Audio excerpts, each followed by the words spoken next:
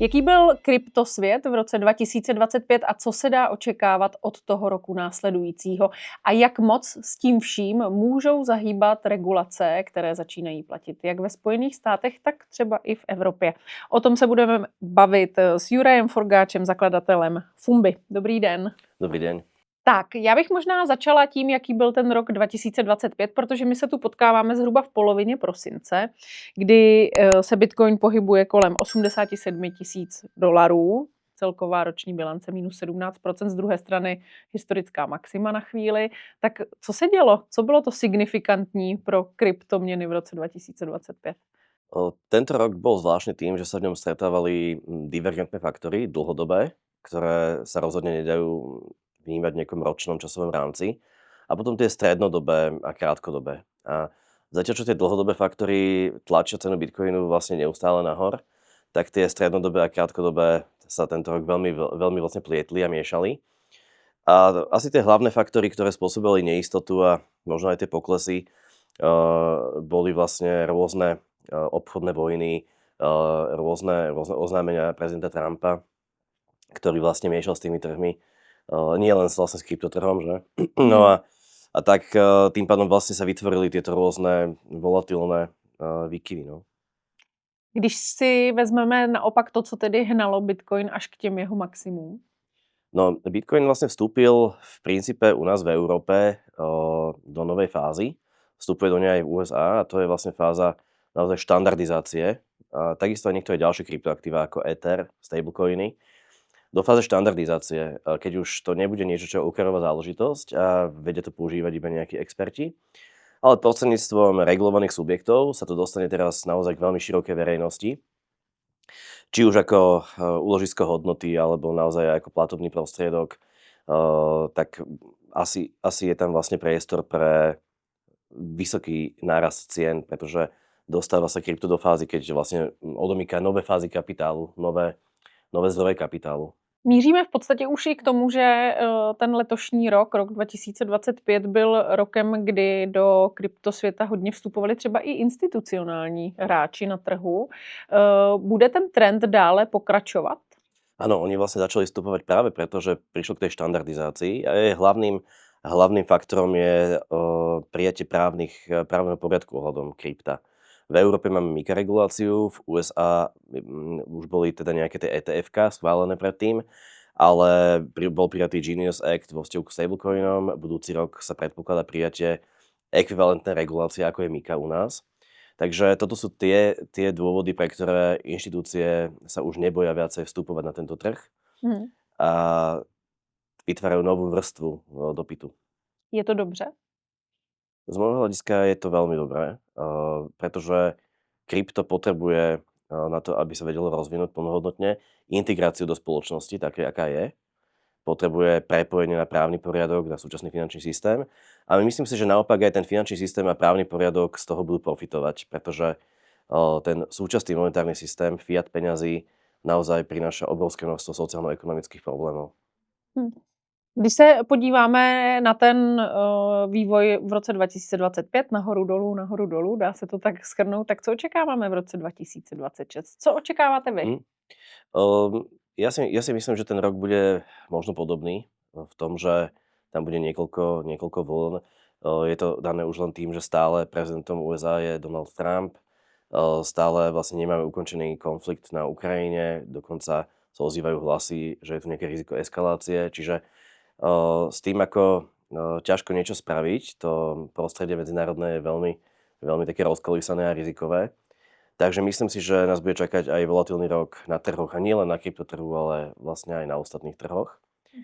Môžu tam nastať aj tie nové all-time highs na krypte, môžu tam byť aj väčšie poklesy, ale pokiaľ by napríklad prišlo k prijatiu zákona o štátnych rezervách amerických, prípadne nejaká iná veľká ekonomika by takéto niečo urobila, tak môžu tie pro-trhové a bičie faktory naozaj veľmi prevážiť a cena môže vystreliť doslova k stovkám tisíc. Grayscale Investment očekává, že Bitcoin překoná maximum už v první polovině roku 2026. Je to za vás realistické? Nebo by se právě museli stát takové věci, které jste teď pojmenoval? Presne tak, tam by vlastne čakáme na nejaké fundamentálne faktory, nejaké legislatívne zmeny, prípadne práve tie štátne rezervy, ktoré budú signalizovať, že tá fáza štandardizácie postupuje ďalej. A takisto vlastne, že ďalšia fáza, keď Bitcoin sa stane geopolitickým aktívom naozaj, rezervným aktívom, tak že tá fáza naozaj prichádza. Keď tieto signály prídu, tak si myslím, že budú katalizovať obrovský dopyt a tie all-time highs dokonca podľa mňa veľmi výrazne nad tými predchádzajúcimi sú možné. Na druhej strane, ak sa toto nestane, tak sa bude iba zvyšovať neistota a prípadne nejaké negatívne faktory vojenské, politické môžu naopak ten Bitcoin zase zhodiť nižšie. Tak ťažko to zhodnotiť, že ktoré z toho je pravdepodobnejšie, ale ja by som povedal, že oboje z toho je príležitosť. Ještě mě zajímá váš názor na to, jestli vlastně to všechno dohromady nenarušuje takový ten typický dosavadní vývoj ve světě kryptoměn, bitcoinu. My jsme se velmi často dříve víc bavili o tom takovém 4letém cyklu. Tak jestli to, že vlastně do toho vstupují institucionální klienti, současně přichází určitá regulace a i popularizace, tak jestli to neznamená v těch odhadech teď úplně vlastně změnu toho vnímání. Áno, ten štvoročný cyklus vyplýval z nejakých vnútorných vlastností Bitcoinu a z toho, že Bitcoin nebol úplne prepojený na tú okolitú realitu, vonkajšie trhy, bol doslova určite exkomunikácie až bankovej, by som povedal. A tým pádom podliehal svojim vlastným vnútorným mechanizmom, halving napríklad a podobne. No ale v súčasnosti práve tá integrácia do sveta, vstup vlastne štandardnejšieho kapitálu, väčšieho kapitálu, konzervatívnejšieho, znižuje volatilitu, rastúca kapitalizácia znižuje volatilitu, ale na druhej strane vlastne sa zvyšuje korelácia medzi Bitcoinom a možno niektorými inými aktívami, takže určite ten zánik alebo aspoň znevýraznenie toho vzorca štvoročného môžeme očakávať. Vy sám jste ne fanouškem, to bych asi si typla čeho, když tak, ale vy sám jste spíš příznivcem toho, že to bude ten optimistický scénář, nebo spíš ty pesimistické scénáře, které čteme? No, ja som optimista, to je pravda, aj biznisový, aj v živote. Takže aj tu by som sa prikláňal skorej možno k tomu pozitívnemu výhľadu. Dúfam, že už tie geopolitické tlaky a rôzne rizika začnú opadávať a tým pádom aj situácia na trhu sa upokojí. Dopad na Bitcoin je samozrejme ťažko predvídateľný, na rozdiel od dopadu na zlato, ktoré vlastne, keď sa začne situácia upokojovať, tak asi prestane mať ten základný zdroj svojho rastu. Ale Bitcoin má veľa vrstiev toho kapitálu, takže môže reagovať dokonca aj na dobré správy chaoticky. Dostaňme se prosím tedy k těm regulacím. My jsme tu několikrát zmínili například Genius Act a také roli Donalda Trumpa. Od něj se obecně v tom roce 2025, když nastupoval, očekávalo, že vdechne vlastně velký růst právě do toho kryptosvěta a nakonec se to vlastně tolik nestalo. Čím to je?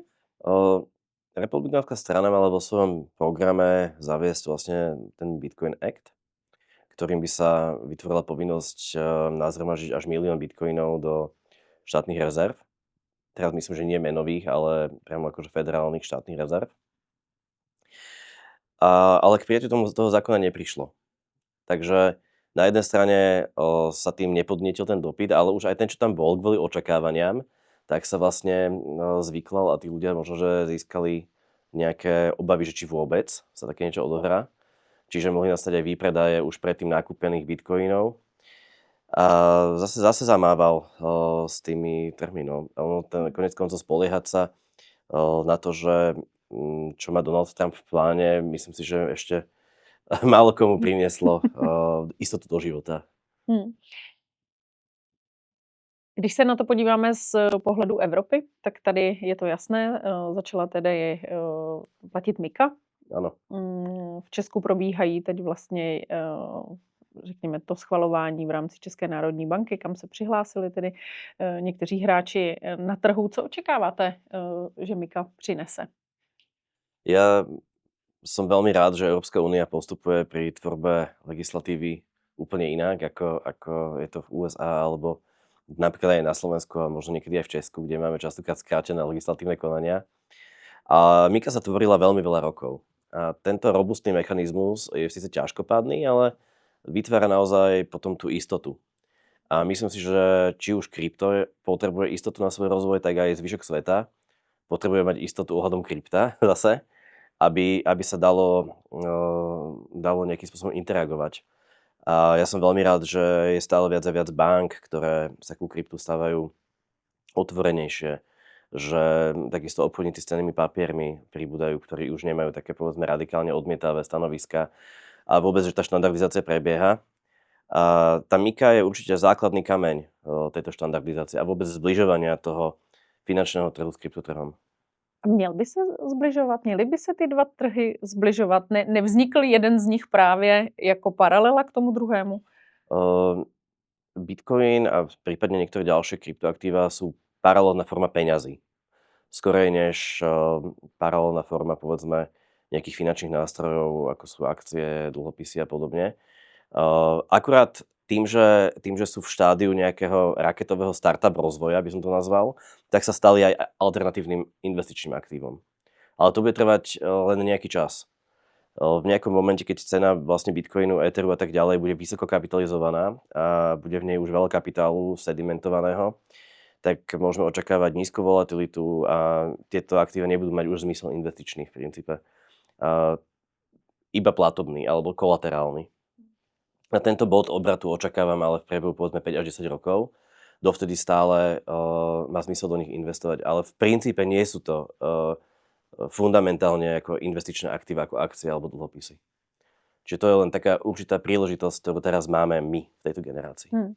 Zmizí spolu s regulacemi, řekněme, ta část kryptosvěta, který by mohl být podvodný? No, to je ťažká otázka.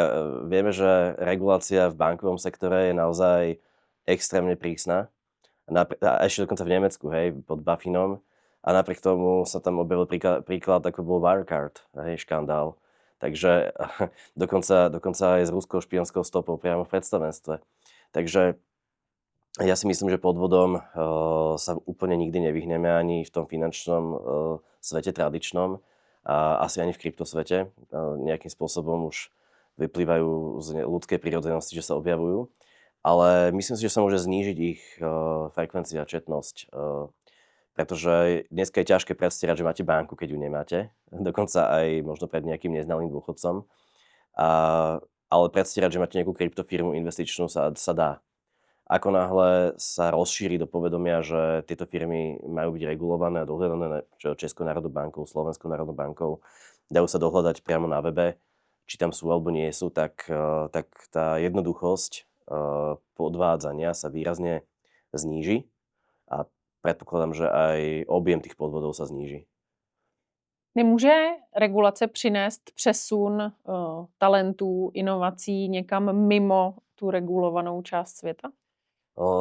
Niekedy určite áno, ale v tomto prípade tá regulácia skorej vytvára bezpečný a definovaný poriadok.